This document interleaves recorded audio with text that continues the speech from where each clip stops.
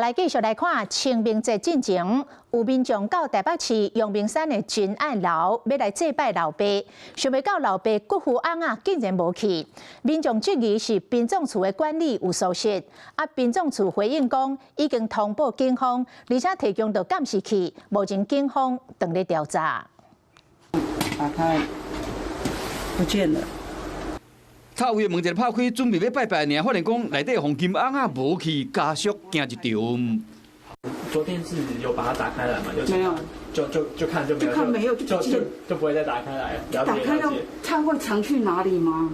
林小姐着急閣兼無奈，伫30日時，伊甲因先生到台北市陽明山的真愛樓，趕佇清明前來拜因老爸，想不到櫃門一個拍開來，面空空。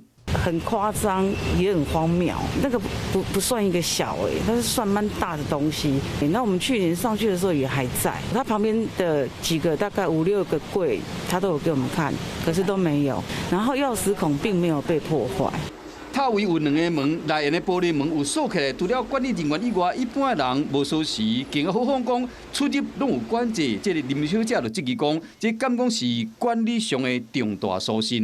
他就只是問我說：“你們家的成員有誰會去把他抱走？”